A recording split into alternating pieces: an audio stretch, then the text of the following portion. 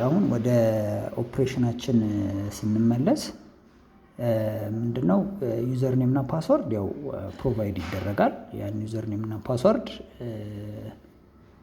ከኦርጋናይዜሽናችሁ ወይም ከሲአርኤስ የምታገኙት ይሆናል። ስለዚህ እሱን ተጠቅመን ሎግ እናደርጋለን ማለት ነው።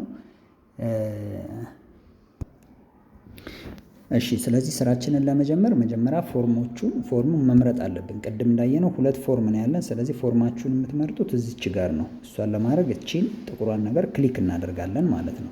እሷን ክሊክ ስናደርግ ያሉንም ፎርሞች ያሳየናል። ልክ እንደዚህ አሁን እኛ ሁለት ፎርም አለን ማለት ነው። ኮሞዲቲ ትራኪንግ የሚልና ፓርቲሲፓንት ዲስትሪቢዩሽን የሚለው። ስለዚህ አሁን እኛ የምንጠቀመው ፓርቲሲፓንት ዲስትሪቢዩሽን የሚለውን ስለሆነ እሱን እንመርጣለን።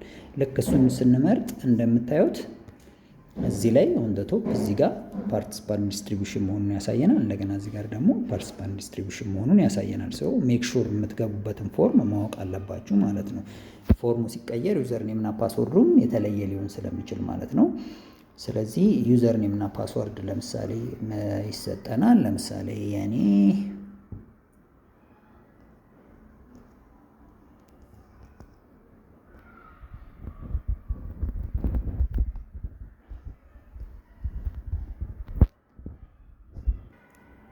ዩዘር ኔም እና ፓስወርዳችንን ካስገባን በኋላ ሎጊን እንለዋለን። አሁን ሲንክ እያደረገ ነው። ይሄንን መጠበቅ ይኖርብናል ማለት ነው። ትንሽ ጊዜ ሊወስድ ይችላል። ይሄንን እንጠብቃለን አድርጎ እስከሚጨርስ ማለት ነው።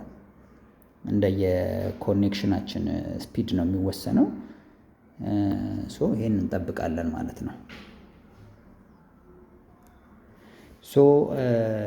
ሲንክ አድርጎ ከጨረሰ በኋላ ልክ በዚህ መልኩ ይከፍትልናል። ስለዚህ እዚህ ጋር 3 በተኖች አሉ። የመጀመሪያው ይሄ ስታርት የሚለው ነው። ይሄ ስራችንን ለመስራት የምንጠቀምበት ነው። ሲንክ ዊዝ ሰርቨር አለ። ሲንክ ለማድረግ ነው የምንጠቀመው። ሌላኛው ሎግ አውት ለማድረግ ለመውጣት ነው የምንጠቀመው ማለት ነው። ስለዚህ አሁን ስታርት አድርገን ስራችንን እንጀምራለን ማለት ነው።